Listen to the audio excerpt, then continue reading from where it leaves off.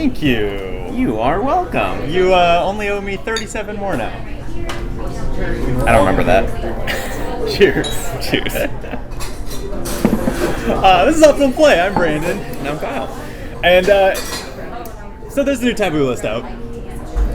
Very taboo. And when we've done these videos where we talk about cards, Arkham, or other games, the way I've always described the vibe I'm going for is like friends in a bar shooting the shit about a game they love. So I just thought we'd take it to we're in a bar.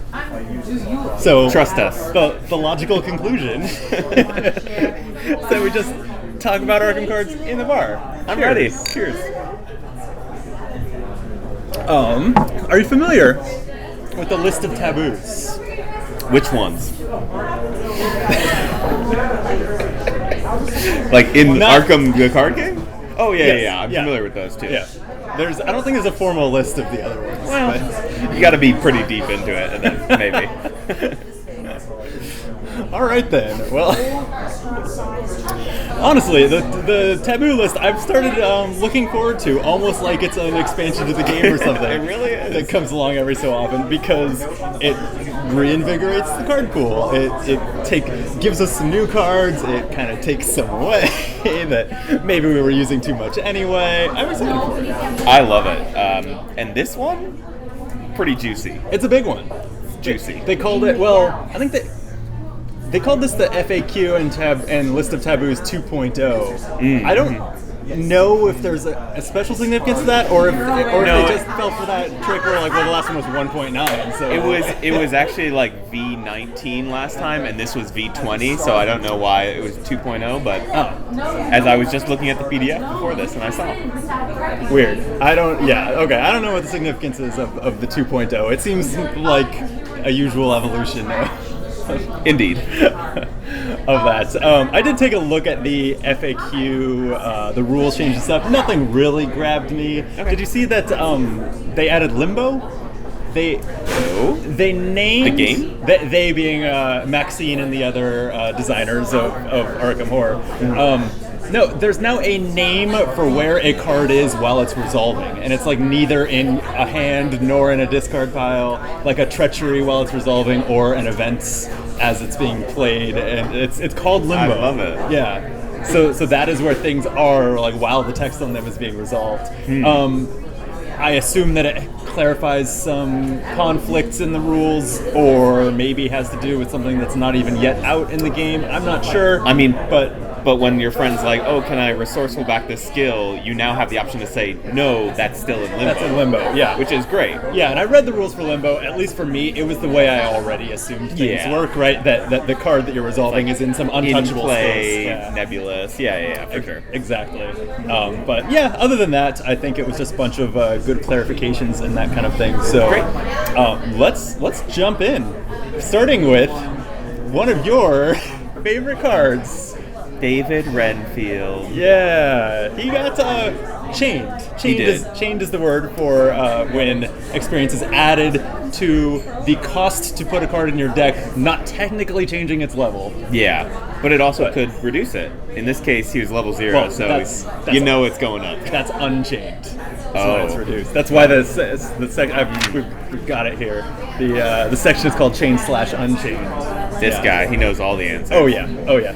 But yeah, so David Renfield got a 3 experience chain to him after 4 or 5 years of him being in the card pool. Has it been that long? Yeah. Carcosa. Oh, wow. Yeah, that's okay. That's a long time. I'm genuinely sad about it, but like, there were some. I think he was relatively balanced in like 80% of the scenarios, but like 20%, like there were like these 12 doom thresholds that he's like, hey, just get like $8 a turn for the first 3 and you'll be fine. Yeah, I've been pretty vocal on all of our past videos that I'm not big on the Doom playstyle, so I've barely played with him, but I'm very happy that you will be playing with him less. And yeah, I know that the typical kind of the community understanding is that he's quite powerful, one of the best allies in the game. So in that way, it didn't really surprise me. Yeah, definitely. Will you still be putting him in your deck at 3 experience, especially with there's a lot of there's a lot of Doomed themed stuff coming to the Scarlet Keys. No, that is very. I don't know. There's a ton of Doom stuff still. I mean, but like for 3 experience, Arcane Initiate level 3. Not that I think it's a great card. Is also that. And is it better than David? Maybe not, but yeah, it does exist. Sure. And I've got to think, as far as why now, why 4 or 5 years in, it's got to be because of all the Doom stuff in the Scarlet Keys, right? Like, this was just too big a piece. Whether it was overpowered on its own, or whether it was just like, sometimes if a card is the most powerful card in a deck, it is like also correct to bring it back down. When you're balancing a game or something, you don't want decks that are like, great if you draw that one card, bad if you don't. Definitely. I mean, it's the Milan effect, right? Like, if there's a bunch of Doom play stuff coming out, we don't want an auto-include in that Doom play, especially one that's existed for 4 years, because then you're not playing with the new fun toys. Right. Speaking of new fun toys, one that I've never bothered to spend the experience on that's getting unchained, losing 2 experience from its cost, is Signum Crucis. Do you remember what this does? He's like purposely not pulling it up on the screen yet. I want to say... What screen? We're going off memory here. Oh, yeah, that's right. Yes, it is all illusion. I think it's something to do with blessings? If you're under level, maybe? Under skill value? Yeah, it's the survivor skill that adds blessings to the bag equal to the amount you are below the difficulty of the test. When your base stat. Or, your base stat. Below the difficulty of the test. And it has a wild icon on it. Yeah, it's always been a card that it seems like a great fit in a bless-focused survivor, which is quite good. Or sure, Calvin, like every red card, and blue card. But it's always just been not the way you want to spend your experience. Like you have enough other options to put blesses in the bag that this is not that appealing. I think at 0 experience, this is awesome.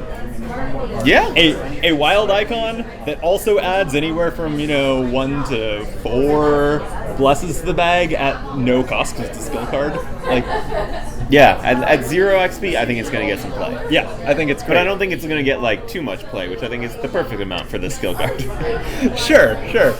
We're going to see some stuff in the when we get to the mutated cards that is, I think, adding some ways to reward yourself for playing blesses and curses. That I think with those combined with stuff like this, I've always loved blesses and curses. So it doesn't take much to get me to play them more, but I'm excited to play them more. Me too. Speaking of cards that we've never played before. Yeah, here's another quiz. What do you think of Rite of Equilibrium did? No looking. I only know because I just built a deck around this particular card as it got unchained, yeah. Well, a couple other cards on this list as well. But it can do one of 2 things. It can either add as many equal number of blessing and curses to the bag, and originally it was 0 cost and 5 experience. Yep. Or it can take out equal number of blesses and curses and heal that much horror from cards? I don't remember that part. Right. Yeah, so, no, you had it exactly right. Oh, great. Basically. It's 0 cost Mystic level 5 for some reason event that either lets you add as many blesses and curses as you want in equal number, or remove as many of an equal number as you want and heal that much horror.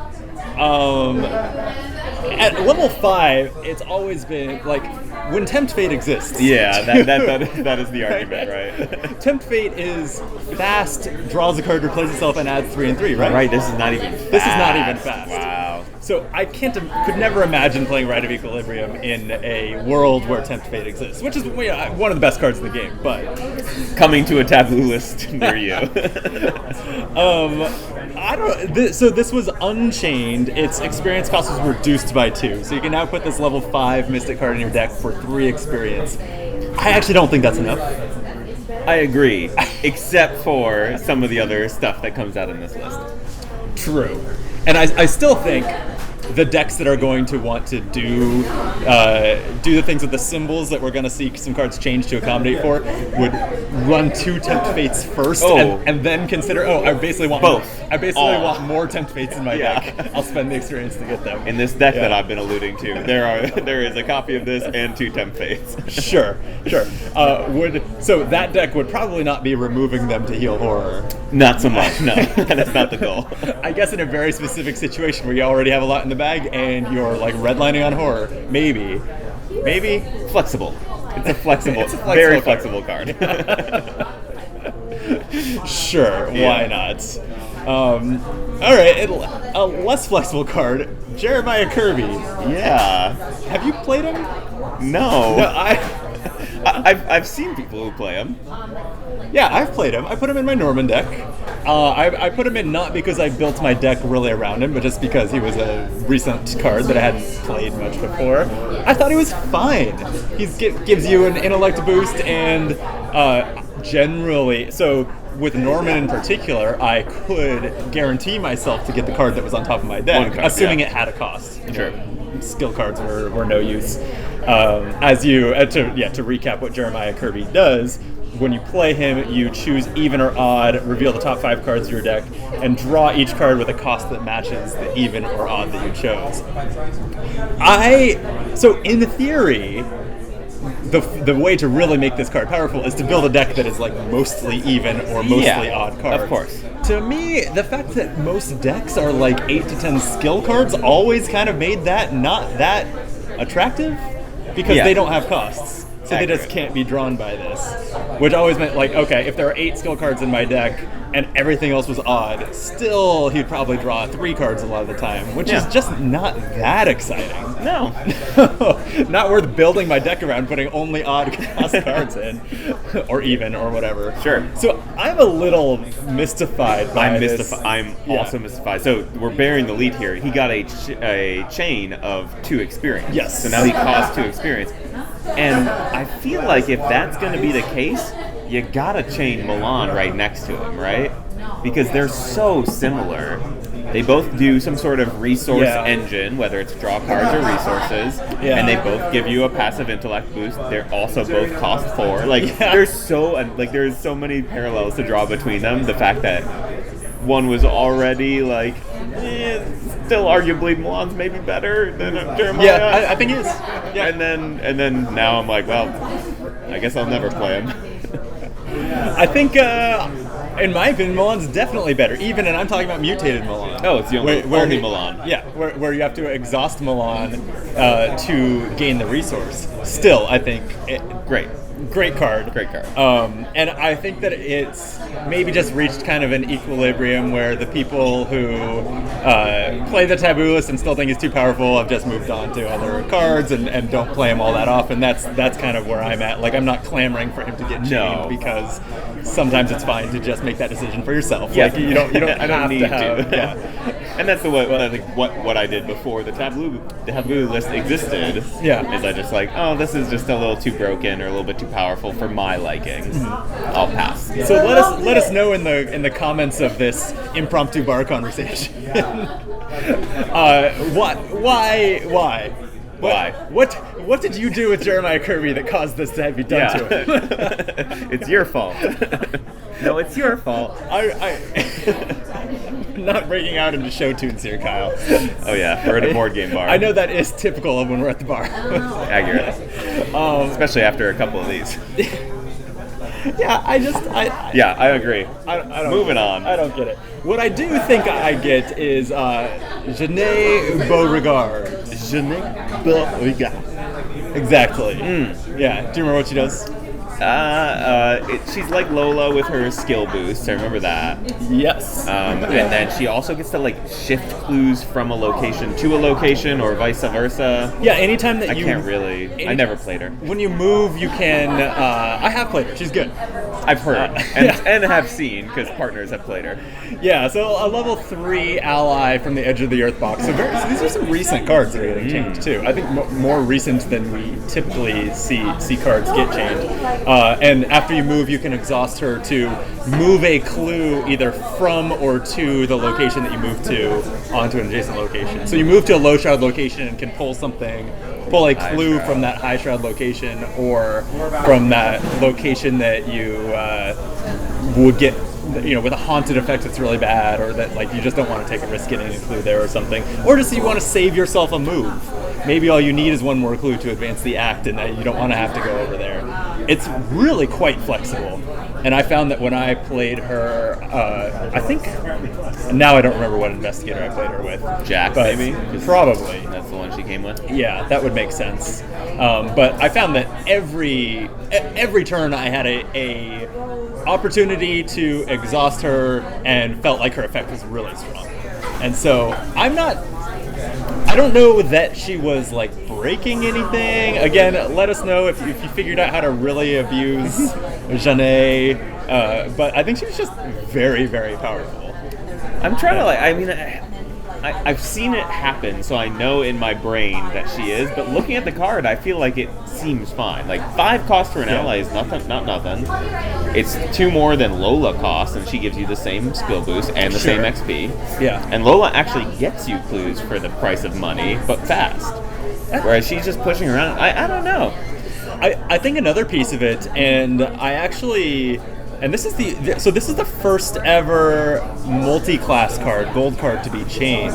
But I think that this may have been and should be a consideration is that a lot of investigators can take this card because she's in 2 classes, right? Like sure, if your primary is either. Essentially 40% of investigators can take her. Yeah. Which causes her, if she's good, to be played a lot. Yeah, okay, that's fair. A lot more than most level 3 allies would be, which can generally only be played in that primary class. Yeah. And so I've got to think that that's a piece of it here.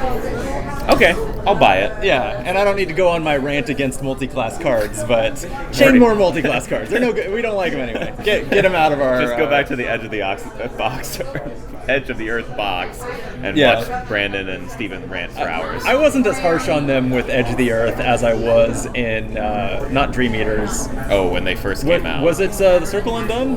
What had the first multi-class cards? Anyway, we don't have to... This is not important. It was the infinity sign, whatever box that was.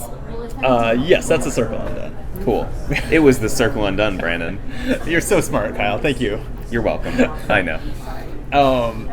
Yeah, anyway, we don't have to rehash that. But so, those are the chained and unchained cards. And I guess with unchained already being a term for minus experience, what would you call Machete that got removed from the chained list entirely? What has happened to it? It got dropped off the edge of the earth. It got like de-chained.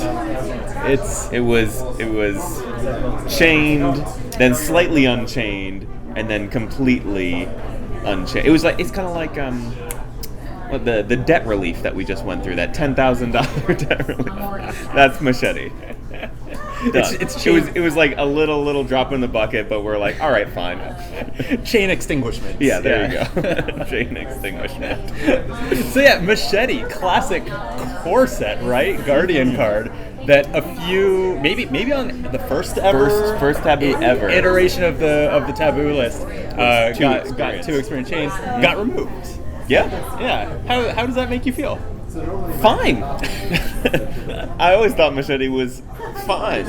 Yeah. In the core box, because the game was so young, it really was very powerful. But as the game has matured, there have been so many more options that fill that slot, and the Machete did have a really big downside. I stand by it. I don't think it was a very big downside. I'm not saying it was not a downside. Definitely a downside to the point where, like, if you didn't have an alternate solution for, I just didn't finish killing this guy, or I engaged him off my friend the last turn, and then I immediately get hit by another enemy, suddenly I don't have a weapon out, really. Like, I have a small +1 bonus to my combat, but I'm not doing damage. But you have another hand a gun can go. Potentially. Yeah, I was a fan of it being on the taboo list because, and I guess I just like Arkham's a horror game, and one of the things that I associate with the horror, just as a major horror trope, is running out of ammo. Yeah, sure. And there being a level 0 quite strong weapon that doesn't run out of ammo, I liked that was taken away from us. And there are other level 0 weapons that don't run out of ammo, but they're just more niche, bigger downsides than Machete has. And so my question for you then is Machete going to find its way back into this? I think so. Level 0 decks. I do think that in today's big card pool, you would be you'd upgrade out of it. Yeah. Whereas when the card pool is much smaller, it might make it all the way through a campaign just because the card is very good. Yeah. Is very good.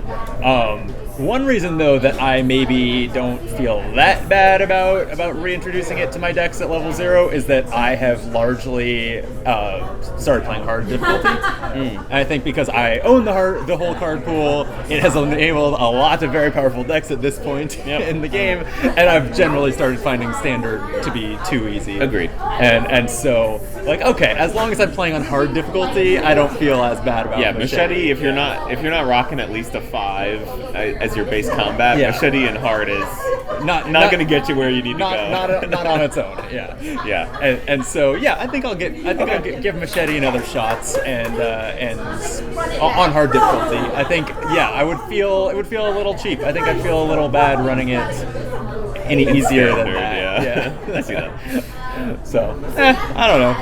We'll see. And there's one other notable chain extinguished card, Mr. Rook. Where'd he go? It showed up somewhere else. So okay, we'll get there. We'll figure that out. But he was 4 experience chain, which I always thought was it 4 experience chain, which I always thought was absurd. I'm pretty sure I did not play him at all after he got changed. No, me neither. 100%. It was too much. I like the change. I like the new change better. But we'll get there. We'll get there. We are staunchly structuring this informal conversation in the order it's printed on the list of taboos. So I'm just doing it off the top of my head. I don't know what you're talking about. Oh yeah, you memorized the order. No, I'm just whichever one is alphabetically most. These are not alphabetical. No, I know. I don't know what the order is. But they are in order. Oh, I guess I'm looking at it now. They're in expansion. They're in expansion order. Fun. That's kind of nonsense. That's nonsense. Yeah. Anyway, so that brings us to the mutations. Sure does. Yeah, and mutations are cards that are changed, not chained. I don't know how loud this bar is sounding on the audio. Yeah, this might be unusable. Yeah. But it's where the actual texts. I think generally texts. Yeah, in theory, mutations could be the cost of the card or something like that. Sure. But I don't think they've ever really done that. No.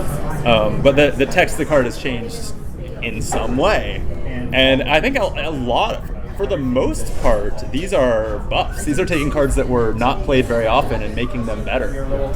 The changes this list. Not every single one, but I think the majority of them are. Or it takes them off the chained list and gives them a debuff in text, which is also pretty similar. Yeah, that's the Mr. Rook. We just said we'll get there later. Oh, I was thinking about a totally different card. Sure. Well, let's think about Ritual Candles. Okay, so this is my favorite card on the entire taboo list, I think. Ooh. Yeah. Was it a card you would ever play before it was mutated? So, yes, in Jim Culver. When was the last time you played Jim Culver? I actually love Jim Culver. I think the last time was maybe last year, something like that. Wow. Not that long ago. Considering I don't play a ton of Arkham anymore, because since I moved to LA, how many times have you and I played Arkham? So many, I've lost count. Once? I think once is the correct answer to that question.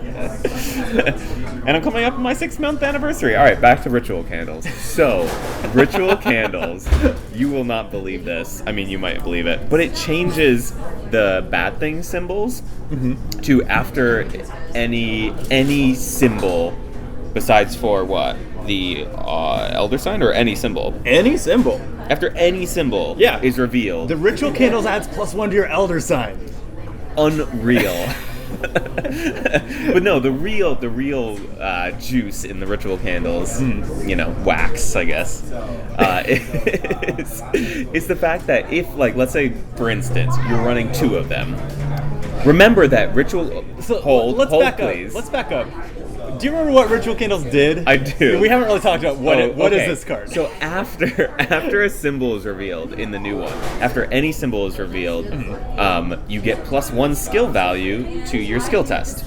Yeah, and it used to be only when bad things. When the specific like 4 special symbols, right? Like skull, tablet, etc. were drawn. Yeah. Now it's any symbol, which means any that, symbol. that covers bless, curse, frost, and then technically the elder sign, which did not used to be included, and the auto fail, but the +1 doesn't do much when you're locked. No, it doesn't. But the really, really neat thing about the ritual candles is, and I think this is going to change in the next taboo list, they don't exhaust. So when you reveal a token, they exhausted? No. Oh. They never had exhausted. Okay. But in a thing where curse and bless, you draw another token. You're talking about potentially, like, let's say you went curse, bless, you're talking about +4 if you have one ritual candle, +8 if you have another ritual candle out. Yep. And that just starts getting silly.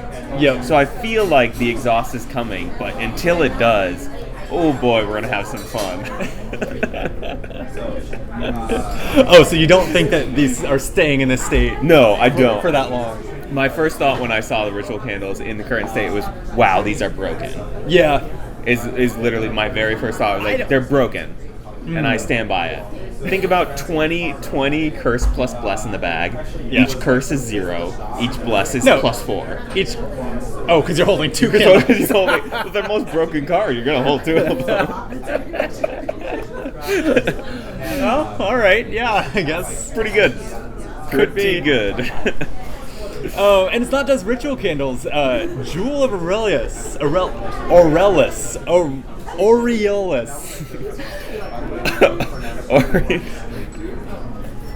I gotta go. I believe this is the first time that someone has pointed to their nipples on Optimal Play. Congratulations. We made it. Optimal fans coming soon. Anyway, it got the same treatment. It did. And this is the one that it does get exhausted. Crap. Yeah. Level 3 Mystic Accessory that draws you a card or gains you 2 resources when anyone draws what used to be one of the special symbols. At your location. At your location. But now it's any symbol, which means if you're putting a lot of curses and blesses into the bag, all of a sudden this card might as well say, once per round, draw 1 card or gain 2 resources. Like, it's guaranteed. Really good. Yeah. I think it turned a pretty good card into a very good card. So I thought it was always a card that I tried to make work and never felt worth the accessory, worth it. Maybe when it came out, which was in Dunwich, and there were not a lot of accessory options. Even then, I had a hard time spending 3 experience on it. But aren't you finding Relic Hunter finds your way into more decks? Yes, and that's. I think, Charisma and Relic Hunter just keep getting better the bigger the card pool gets, which is completely understandable. I think that this was a card that was nigh unplayable, though. I think that most rounds went by and no one at your location drew one of the indicated tokens. I agree with that. Yeah. But again, in a big Bless Curse team or deck... Now I think it's very, very good. Very, very good. Yeah, and I think that these 2 and the next card we're about to talk about should be the first 6 cards into your Mystic Curse Bless deck. Oh, yeah, 100%. And that third one is... The Voice of Ra. That's right. Which is, how many tokens in not Jacky? 3? Okay. Yes, so it's an econ event that gives you a resource and then 2 more resources per symbol that you draw out of 3 tokens that you draw from the bag. Yep. And it used to, again, just be the indicated special tokens, and now it's any symbol. Even autofail. Actually, maybe it used to include autofail. I don't have the old version in front of me. I don't remember, yeah. That one, because you're not taking a test, it could make sense for it to include autofail. But But again, this card in Edge of the Earth, in a Curse Blessed deck, you're going to be getting 7 resources a lot of times. Yeah, and does a card that costs 0 and gives you 7 resources sound like one you'd put in your deck? I guess. As long as Tempt Fate's in there. Yeah, of course. As long as you're keeping the bag stocked. I think it's a little bit of the fallacy of assuming the best case scenario is going to happen a lot to say 7. Yeah. But if you're getting the curses and blesses up there, and especially if you're also on cross tokens, 5 is completely reasonable. It's going to be one of those cards that still sometimes completely whips. Yeah, it's like there were 10 blesses and 10 curses and 6 frost tokens in the bag, and I still drew 3 -1s. It's gonna happen, but I feel like more times than not, this is gonna do as good as emergency cash or better. Yes. Yeah. Now, if you're playing it in the right deck. Agreed. If you're filling the bag with special tokens, better than emergency cash. Yeah. Which is actually an increasingly not that high a bar. Emergency cash is finally starting to not fall out of being a staple with the card pool so big. Yeah, I haven't played it in a long time. I have to be honest. But still, I think an event that fairly reliably gives you 5 resources, very, very strong. Very good. And especially levels. Yeah. Great card. All right. So we're on the second part of the page now. Finally. Yeah. No. There's one more down here. Oh, you're right. Yeah. Oh. What is it? So it's good news here. So there's 4 different strange solutions. Only one of them got mutated. The bad news here is it's the only usable one. It's the good one? So yeah, Acidic Ichor got a mutation. Probably reasonable mutation here to at least scale it back down to the other cards of the strange solution. I don't know if it's the right direction. I think maybe the other cards should have gone up. But now at least they're a little bit more balanced, and now Strange Solution does only +1 damage when it hits on its attack, instead of the +2 doing total of 3 damage. Yeah, and to recap, the Strange Solution Acidic Ichor, it comes from having to research a card, right? Even this mutated version that's in the available to print PDF even has that researched keyword that they started putting on those. Oh yeah. Yeah, which is nice. And then it lets you attack with a base skill of 6, and it used to do 2 damage. The mutation is that now it does +1, or sorry, it used to do +2 damage. Yeah. The mutation is that now it does +1 damage. I get it and I don't get it. I don't think that this was a card that people were really going out of their way to research and include lately. I agree. But also, I like that now if you do go with the Strange Solution and research it, your options are all more interesting. If you wanted, and you should always do shrewd analysis, right? Yeah. Whenever you're upgrading researched cards. Yeah. Always random. always take the random upgrades because fun. Yeah. Super fun. And so now you can do the random draw without it being like, God, there's one good one and 3 bad ones that I'm going to randomly draw. Exactly. And you know what I think it is I think Maxine, thought to herself, maybe let's change 1 card instead of changing 3 cards. Yeah. And that was the scaler. I mean, for 4 experience, do you think this is worth it? Yeah. I don't think it's worth it. But no. It's pricey. But you can get 4 experience for 2 of them when you take a random upgrade. This is now better. This is a 4. So now the mutated version of this is it's a seeker, so it's not apples to apples, but you have to do the research and then spend 4 experience on it. And I think this card's worse than Machete, significantly. Yeah. This card's a lot worse than Machete. I just looked at it and I would have to apples to apples. If they both had unlimited uses, no, this card's way better. Yes, for the most part. Pretty similar. The base skill of 6 is better than +1 of the skill for the most part. No. I think that the comparison of this being nerfed and Machete being buffed is a funny one. Yeah. So basically, we're taking the Machete through the science lab and just breaking all the strange solutions. We're don't care about them. Love it. All right, we've made it to the star of the show. Whew. Literally. Me? No, but another actor. Oh, okay. It's Lola Hayes. Finally getting a mutation that she desperately needed. Why don't we talk? Well, let's explain it and then let's talk about it. Yeah. So Lola Hayes, if you've never heard of her, she's an investigator.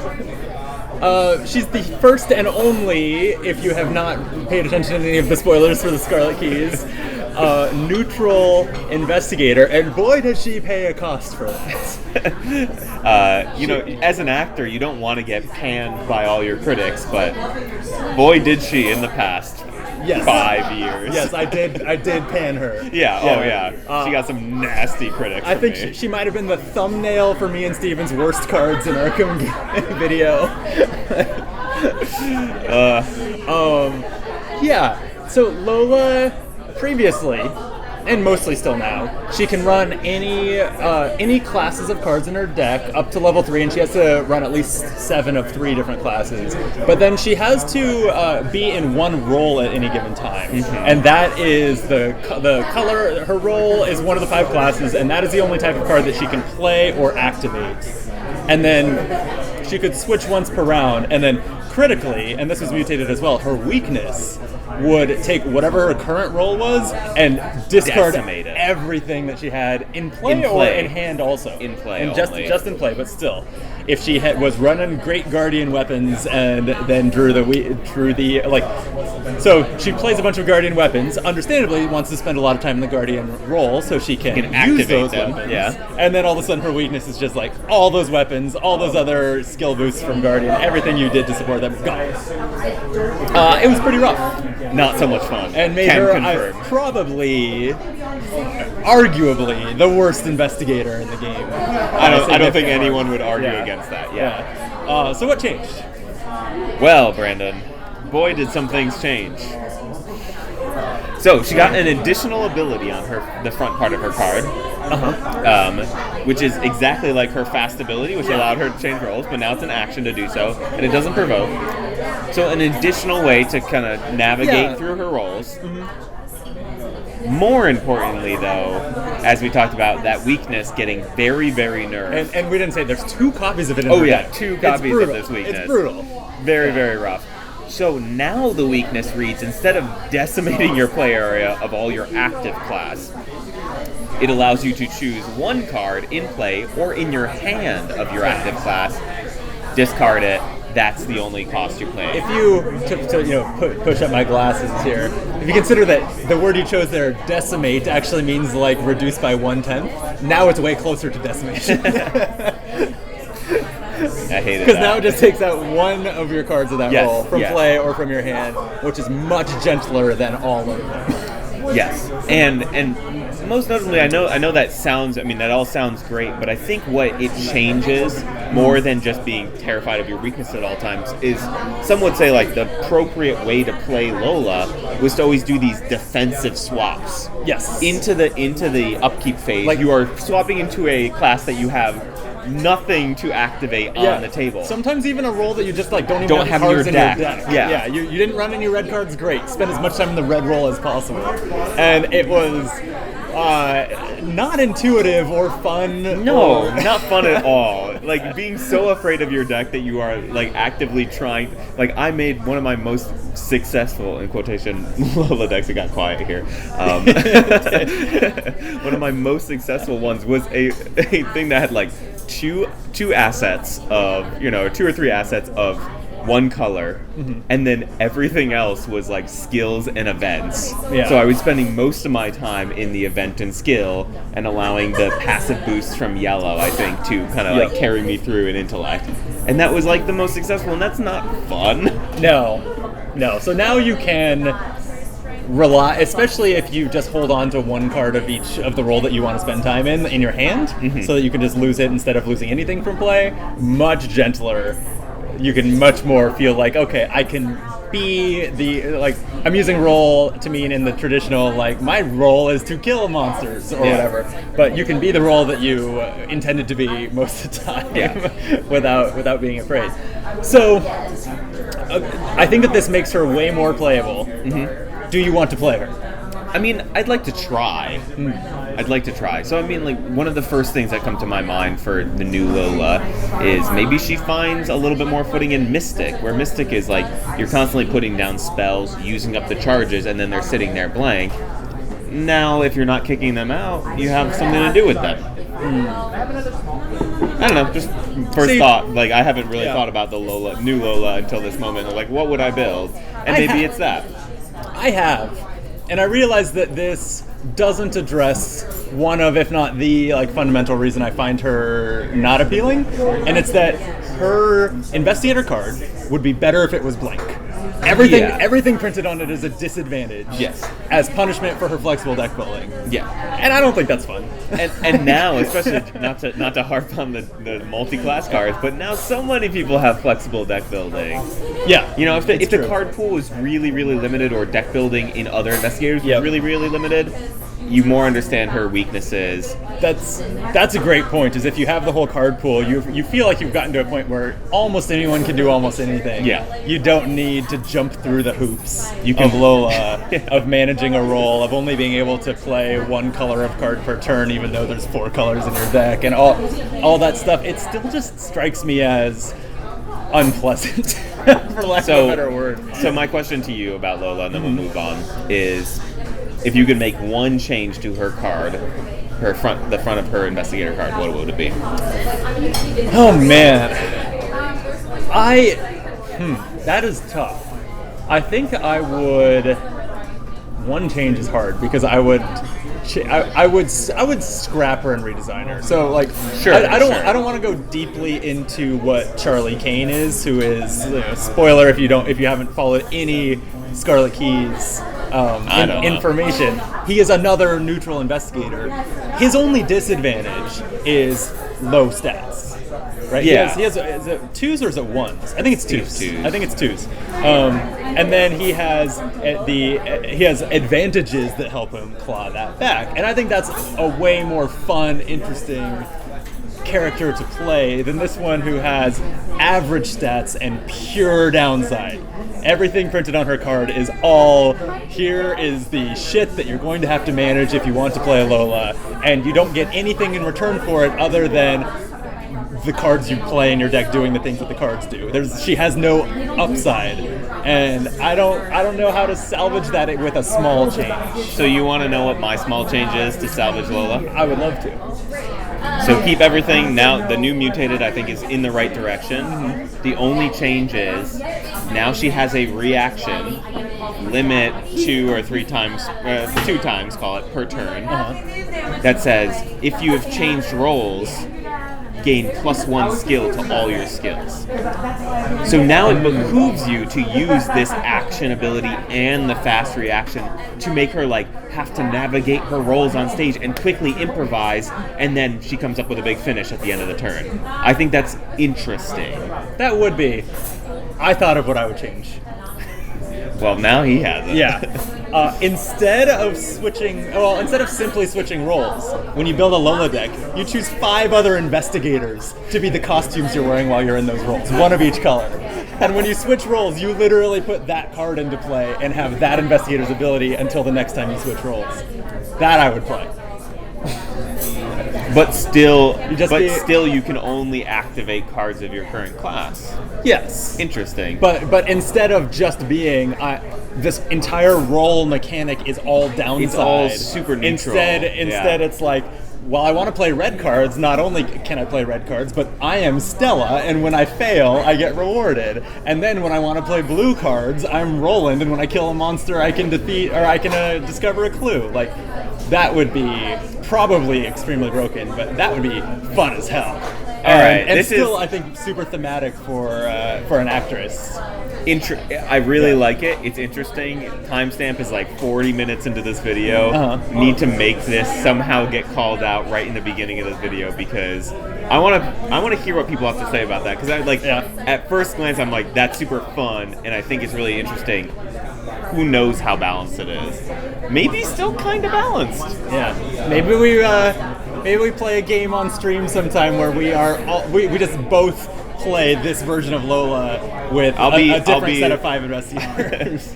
I'll be Lando and you'll be Lola, and then we're both going to be actors on stage improvising this beautiful Arkham scenario. Lando and Lola, I love it. I'm ready. Let's do it. This sounds like a great idea. All right, well, up for some more symbol talk? It's one of my kinks, so yeah. So many of those. In retrospect, maybe we should have just lumped these together with the previous conversation. Probably. Dark Prophecy was also changed to, was also mutated to, as I'm scrolling to it on the screen. Reward you for any time you draw, and this time it says a non-Elder Sign symbol. So it was the event that you could play when you would draw Chaos tokens and draw 5 instead, but it forced you to choose one of the special bad tokens, and now lets you choose anything, including like a Bless, which would then mean you have to draw another token. Sure. I think this was a pretty bad card, so this is a good change. I don't think that I'm excited by it or will. Yeah, I mean it was very much a gym card again. Like, I think again this will get play in any of this new like need to find curses or blesses. Right. I think it's great. But yeah, pretty uninteresting compared to the conversations we had earlier. Yeah, and on a similar note, Counterspell lets you cancel any token, but get this, wait, you can counterspell the Elder Sign now. It used to be only the named tokens, and now it's non-auto fail. So yes, you can counterspell a cursor or something. I think probably the best part of this change to counterspell is that you can counterspell a second frost token, which is like counterspelling auto fail. I think the best part of Counterspell is it has more targets now, because the text of Counterspell that's actually interesting is not canceling the token, it's do not reveal another token. So it hits curses, blesses, it hits any symbols at all, and you have a zero modifier on that skill. That's what's interesting about Counterspell. That's true. I hadn't thought about that. That even you could play it on a bless to be like, I don't need any. A 0 here passes this test. I'll just cancel this and keep the blessing in the bag. That's pretty good. That's pretty interesting. Okay. I convinced him. Right there. You saw it happen. All right, well, it'll never happen again. You got your one. Yeah, that's all I need. Can go die now, peacefully. Mr. Rook's gonna resurface next. This was the change I think that they should have made in the first place. Not the +4 experience. No. So Mr. Rook was, as we mentioned earlier, he was chain extinguished. He no longer is chained. He's back to level 0. Yep. But now his ability, which lets you search the top 3, 6, or 9 cards of your deck, draw any weaknesses you hit, and draw another card from among them, costs an action instead of instead of it being a fast ability. I think that's correct. Correct. Yeah. I think still very good, honestly. I still think Rook is very, very good at level 0, even with an action, because think about No Stone Unturned, where it digs 6 down and you can pick one card. I again think, part of the thing why we underestimated, or why the designers underestimated Rook, is being able to choose the moment in which you probably hit a weakness is very powerful. Yes. Yeah. Especially because you know what weaknesses are in your deck. I remember Steven and I talked about that when it hit the taboo list, was that, yes, sometimes you're just like, this is the ideal time to get my weakness out of my deck. Yeah. I'm going to blast through Mr. Rook actions as much as I can at 9 cards, try to find it, try to get it in my discard pile. And that was... I don't know where that sentence was going. that is a benefit instead of a downside, which is why the card was unbalanced, and why I think an action makes it fine now. Yeah, the one irony that's not lost on me is that the Scroll of Secrets was previously mutated to change its search the top 3 cards of your deck action to a fast ability, and then this is the reverse. Yeah, and he also uses secrets, which I think is hilarious. Oh, that's true. Yeah, I think that's funny, but I think he was by far the best Seeker ally in his original state, and that is saying a lot. Yeah, because Milan there are a lot of good Seeker allies. But now he is. He was made basically unplayable at 4 experience. 4. There were other more developed for your deck allies you wanted to buy, definitely, or at least other cards you wanted to spend that on. And so now I think this is a happy medium. And you know whose deck he's going to make it right back into? Is it a 30-card Mandy? It sure isn't. Tell me why. This is my favorite change on this year's I guess it's annual-ish now to go with the annual sets. Anyway, Yeah, something like that. on this year's taboo list is that Mandy Thompson, who previously could build a 30, 40, or 50 card deck, is now locked at 50, which has always been the correct way to play her. Big, thick Mandy deck. Yes, but some very, I don't know, I hesitate to say cheaters, but people who are cheating would play her at 30 cards, and she's just really good. She's really good, but way less fun. Way less fun. No, the most fun thing about Mandy is playing It's a big giant deck. toolboxy Yeah. Mandy deck that has answers for everything except for when you need the answers to those things. Then Yes. they're nowhere in sight. One of my favorite decks that I played in the standalone series that we were doing on Tabletop Simulator, where we played different investigators every time in standalone scenarios, was I forget the name of the person. I'll link to it in the description of the video, but the deck on Arkham DB someone made that was 94 card Mandy by running, and it had to be standalone because it cost a lot of experience, but running Versatile and any other cards that could increase her deck size. It was so fun. So ridiculous. Oh man. But I actually think that she's just way more fun this way, and obviously less powerful. She was a very powerful investigator. Yeah. I think that this change and the Mr. Rook change kind of go hand in hand. Yeah. Where Mr. Rook Agree. was brought back into being Playable. viable to put into your Yeah. deck, but then the investigator who could most abuse Mr. Rook by taking 2 cards every time she searched them, finding all her research abilities, triggering them so easily, all that Yeah. stuff. She was now made Now worse she here by has having to play dig 50 through, cards. 50 cards to find those 2 Mr. Rook. Yes. And even though I have played Mandy as a 50 card deck every time I've ever played her, Really? maybe it's just that I was reminded she exists and haven't played her lately or something, but now I'm excited to play her again. Yeah, I actually would like to play her. I played her like to death for about, I want to say 2 months. Like played her like 3 or 4 campaigns in a row for about 2 months. Yeah, she's and so fun. I played 30 and 40 card Mandy back to back. Doesn't and count. I really liked them. I haven't played 50 card Mandy, and I'm excited to. Never? Wow, So and that's I've gonna be my next one. exclusively played 50 card Mandy. That is the way she was meant to be played. Now that is the way she must be played. If you're following the taboo list, Least optimal, most optimal. you should follow the taboo list. But You can follow here if you click the little like button, right? is now when we're doing the like and subscribe? Yeah, All right, yeah. All right, what's next? What is next? You got the list in front of you. I do. So it is the Flute of the Outer Gods. Yeah. And do you know what that did? Because Oh, boy, did I not. When I'm that hit the taboo scrolling. list, I was like, As I you're knew it was a purple card, and that was absolutely it. I had no recollection of what it did. Yeah, so I took the time you just filibustered there to scroll to it on I this saw. this list of cards, because even though I looked at it when I first read this list, Me too. I already I still couldn't don't. remember again.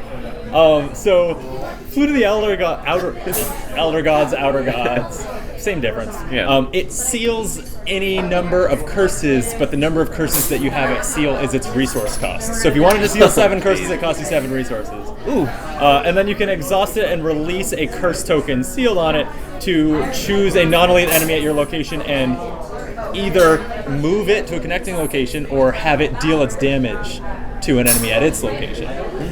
So either have it punch a friend, punch one of its friends, not one of your friends, Okay. or move the hell out of there.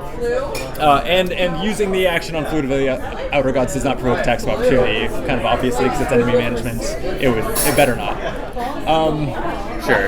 Yeah. My question is, the deal its damage to an enemy at its location, is that itself as well? Like, can No. it punch, like, stop hitting yourself it? Like, can you blow a flute and it's like, stop hitting No. yourself? Actually, yes, to any enemy at its location, yes, it could hit it. Because it is an enemy at its Yeah. location. Yeah. Okay, cool. So that sounds fine. Better. It still requires you to build around getting curses into the bag, and then to get a lot of charges on it, it's an expensive card. Very, when you're very using the rich curses. mystic is a hard thing to do. Yeah. But get this, it used to be level 5 exceptional. Level 5? No, level 4 exception. Sorry, level 4 exceptional. But Okay, what is still, it now? It used to cost 8 experience to put in your deck, and this mutation is that it is no longer exceptional. So it is now level 4. But it's still limit 1 per deck. It is still limit 1 per deck, yeah. I'm happy about this change because I'm a fan of Rogue and only Rogue having exceptional cards because I'm a big stickler for like strong class identities. Sure. But I still think this card's probably not that great at 4 experience. What about you? Yeah, I tend to agree. Who takes this? Like, give me an investigator who needs this card. I mean, the one redeeming thing for the Mystic, it takes up a hand slot. That's the only thing I'm seeing right now. But now with the most powerful hand slot Ritual Candles, who's ever going to take Flute of the Elder Gods over Ritual Candles? All Mystic hand slots need to be buffed now to compete with Ritual Candles. Yeah, fair enough. I mean, they just need to exhaust. That's what's going to happen. Yeah, I don't know. I haven't thought through like every campaign or every standalone scenario. Like maybe there are certain, going into the secret name when you know you're gonna have to kill a lot of rats and they just kill themselves with an action with this. Like maybe there's that kind of. But they wouldn't because they get super buffed. Well, yeah, it's true. I don't know. It's super situational. Some enemies don't even deal damage. Like it is incredibly situational and at a huge cost of experience and resources. I think is the more important one. And if this just cost like 3 resources and had 3 charges on it, I think that would be more interesting because then you wouldn't have to build your deck around curses. Yeah. I see what you're saying. Yeah. I think that would maybe be more something that you just consider, if only because it's a new toy you haven't played with that much. Yeah. And it does big splashy things like moving enemies around or dealing damage with no test involved are strong things to do.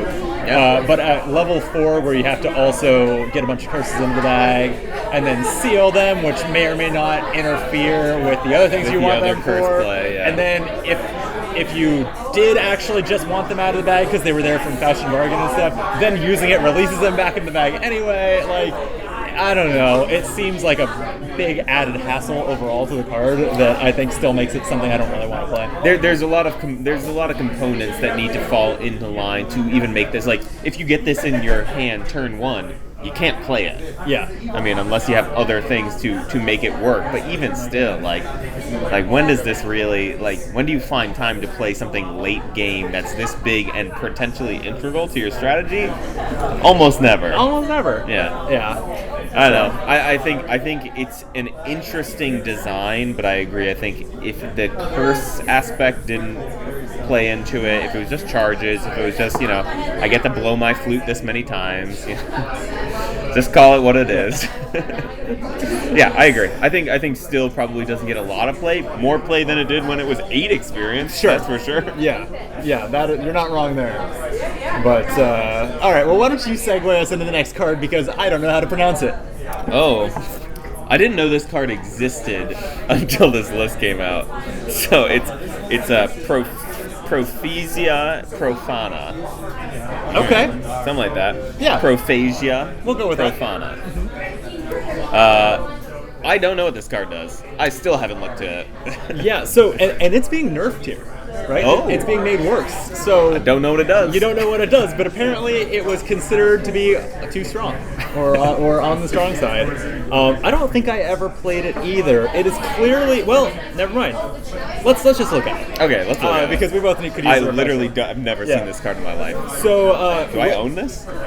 You do. Do you have the Edge of the Earth Investigator box? I do. Then you have yourself probably 2 copies of this card. Oh my. Yeah. That's exciting. I know, right? Less exciting now because it's getting worse. So, and I don't even think... it's such a weird card. I'm not even going to read it in order here because the important part to understand first is in the middle of the card. So, after it enters play, you choose a revealed location, and that location is the Locust until it leaves play. Got that? Locust. I've never read this card one single time. And then while you're not the Locust, you get +1 Intellect, +1 Agility, so you basically have Jeanne Beauregard in play already. Great. And it used to be ignore attacks of opportunity. Now, the mutated part is that it attacks the first attack, or it ignores the first attack of opportunity you take each turn. And then finally, it has an action on it to move any investigator to the Locust. Which is pretty cool. Yeah. This is cool. And it's choose a revealed location. You don't have to be there when you play it, and then you can spend your turn if you want, bringing your entire team to a place where everyone needs to be to end the scenario or whatever. I think it's very powerful. That said, I have not played it. I guess it's in the Edge box, so it should be a card for Monterey Jack, which makes sense with the stats that are on it. I've never played him either, so that makes sense. I've started several campaigns that for various reasons did not get finished, so I've never played him to where he had a lot of level 5 Seeker cards. Okay, fair. Yeah. It does seem very strong. I can't speak from any experience on it, though. Does Daisy like this? But it is a tome. I get the change, because being able to ignore all attacks of opportunity means you can have 2 enemies on you and move them 3 spaces across the map to your guardian so that they can kill them or whatever. Like, that is super strong enemy management. And now it's much less of that. Now, my understanding, I think, is that if you had 2 enemies on you, you're only even ignoring the attack from one of them the first time. Accurate. So that's much worse. And yeah, like it's just, it was kind of unfun in the original version. It sounds like you're just like I'm not gonna play the game how it wants me to play it. I'm gonna ignore the normal rules. Right. Yeah, so I don't know. I don't know if there were people doing a lot of really broken things with it or what. Again, let us know in the comments what you were doing with this tome. We don't want to know what you're doing with this tome. No, I want to know. That's what I'm saying. Oh, never mind. Disregard what I said. So I'm not sure why, especially after only 9 months of being released, it made the list to be made a worse card. But it does look like a strong card, and it does look like something that probably should have only ignored one opportunity attack in the first place. Because is there anywhere else in the game that the text ignore all attacks of opportunity is printed? I don't think so, and it probably shouldn't be. No, I agree. I just don't think that's a fun mechanic. Yeah. That's like the don't play cards mechanic. Like, that's unfun in a card game. Yep. So anyway, speaking of not playing cards, now you can only play Black Market once per round. Fine. Yeah. If you read what Maxine and Duke wrote in the article that came with this, it was mainly to stop you from black marketing into another black market. And yeah, that's fine. Sure, it's fine. Sure. Yeah. I don't know that was like a loop that was really breaking things, but also sure, that's a very powerful thing that didn't need to be something you could do. I mean, I guess like if you said no, I don't know. Yeah, it's fine. Yeah, it's fine. Okay. Well, actually, this is maybe a bigger deal. Did you see the change to Eon charts? I did, and I think this is probably good. Yeah. And so the change is before it was just said, as a fast action you can take a evade, investigate, or move action, or like it bolded those things. It's like any of those actions you can take. It didn't bold them, but the game's kind of inconsistent about what. Yeah, whatever. Yeah. But anyway, it was like you can do these things. So that meant, by the letter of the law, that you could take your investigate action ability on your fingerprint kit and get 2 clues for a fast action mid-turn while engaged with an enemy. Really powerful. Yes. And now what does it do? Now it just it only grants basic actions. Great. So it's still got Leo to Luca essence where it's granting you more actions. Yeah. They just have to be to do basic things. And it was move, evade, or investigate, right? I think anything but fight. Yep. So out of those, there's a lot more basic actions, but yeah. Yeah, but it specifies those 3. Those 3, yeah. Yeah. And so I think investigating is largely not what you would use the EN chart for anymore. Move, right? Yeah. Move or evade are both things that are largely you do them basic. Yeah, no, you're right. And so I think it just takes away, like you said, the fingerprint kit, the other really elaborate or extreme investigate actions that you can do with it. Now you can't. I'll point out too, and maybe I'm reading too much into this, but as you go down this mutated list, most of the other cards say that this card like now reads something, and only Eon Chart says that this card should read basic, which to me makes me think that they thought that it only worked for basic actions all along, like that this was kind of a mistake. Yeah. Right? Again, could be reading too much into it, could just be a complete fluke, an oversight or whatever, that this is templated differently on the taboo list than anything else. But it does kind of make me think that the playtesters or the designers thought it was for basic actions, and it was the community reading it this way that like you can fingerprint kit with this. Yeah. And then Maxine being like, oh, well, I guess you're right. Yeah. Well, I think actually some of the powerful things you could do with the Eon chart before were the events, right? Like you could do like those big flashy investigate events in Mystic. You could do those big flashy move events in so many classes now. Yeah. That, like teleport you across the map. Yes. As a free action, which is just too powerful. Yep. So I agree. I think the intent was always how it reads now, and that's a lot of what the taboo list ends up being. Sometimes it's rebalancing. Yep. Sometimes it's just reaffirming the original design intent. Yeah. But you know it needed to be rebalanced, and this is the last card. We're almost there. Whew. Yeah, which is good because you're out of beer and I'm running low. The did you say Cyclopean or Cyclopean? Cyclopean. Like a Cyclops. Sorry. Cyclopean. With the hand. Cyclopean. Yeah, there you go. You have a little bit of accent. Yeah. Cyclopean. Anyway. I never got around to playing with it. Never played it. Yeah, I don't know why exactly. So I think I know why. It's because it felt like level 5 Machete to me, where it felt too powerful. And the only deck I built that would have been able to take it, which was like very much the design, was Lily. And I was like, but I want to do like the Twin Blades with Lily. I think that's really fun, even though it's less powerful. Yeah. I just think it was like a cool image. I think I just don't happen to have played a campaign as much of a fighter lately. Like I've been Norman, I've been Monterey Jack. Like I've been the thinky people lately. Norman could take it, and that's true. And I played plenty of Daniela. I guess I've played some fighters, but I've gone with Sledgehammer because that's just cooler. It's just like, who doesn't want to spend 3 actions on one fight? Everyone in the community. Yeah. But I know that the consensus was that this was very, very strong. Yeah. And to be honest, the change here, I think, really only brings it down like a tenth of a peg. I don't know what it does, so you want to pull it up for me? Sure. So what it used to do, or so what it still does, it's still it's a two-handed weapon that doesn't use ammo or anything. It has a single action fight. It adds your willpower to your combat skill for the fight. Mm-hmm. So big, depending on the investigator, big boost of skill. It's multi-class Mystic Guardian, by the way. Okay. If you succeed and the enemy is non-elite, and it does +1 damage. Did I say that? It also can push the enemy 1 location away. Fine. It can, optionally. Hang on, we'll circle back to this. And then if you succeed by 3 or more, which is not that hard when you're adding 2 stats together, you likely have a really high value here. Yeah. You can instead do +2 damage and knock the enemy 2 locations away.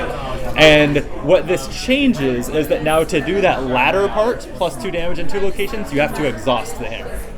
And so what it's basically done is, what this used to be was a no ammo weapon that could do 9 damage in a turn. And now it's a no ammo weapon that can do 7 damage in a turn. Okay, fine.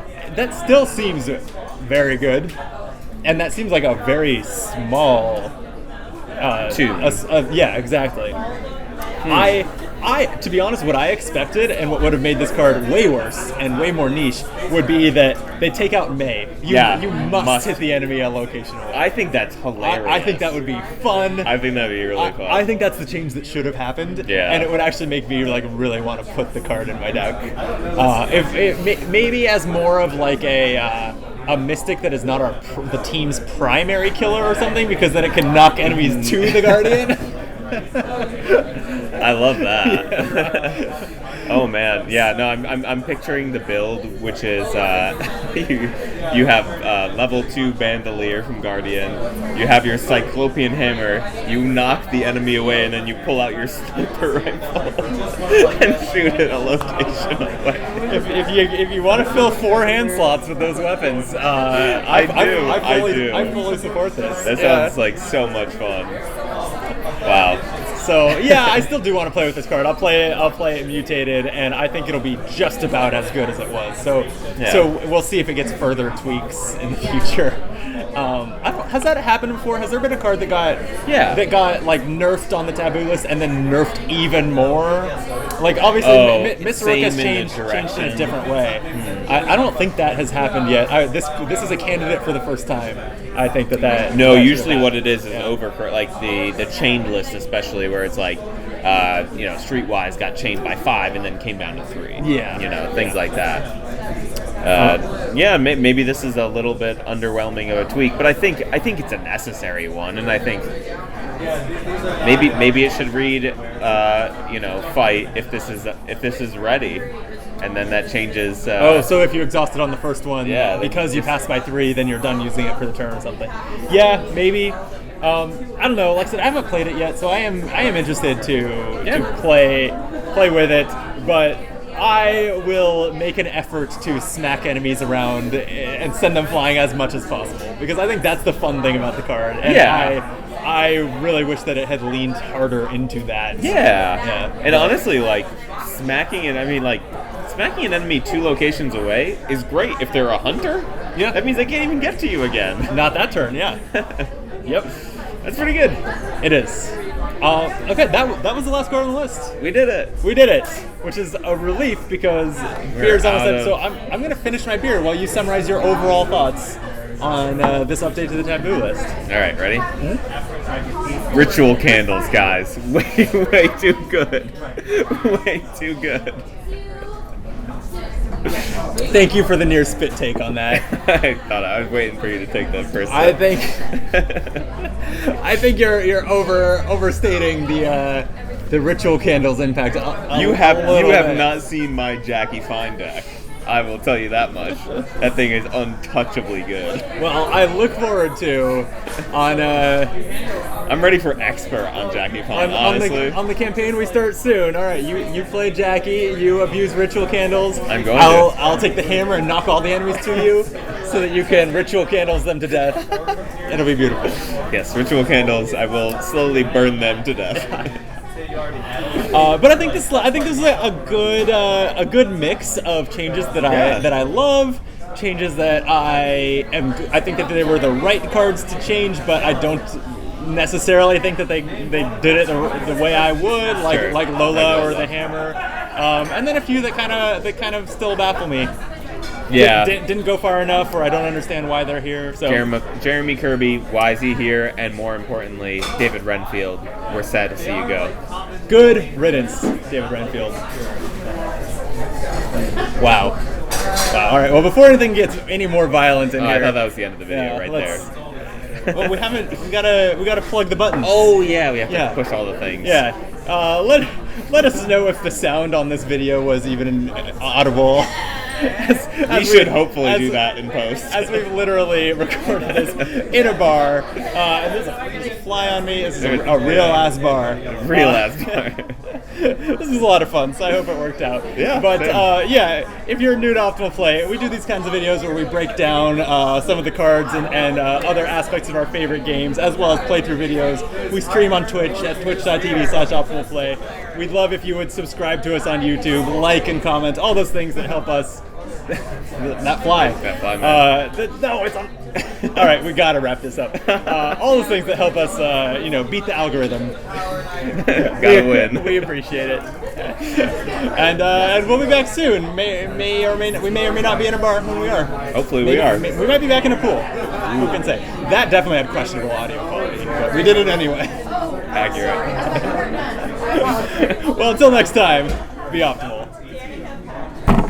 Oh, jeez. We're keeping it in the table here. Yeah.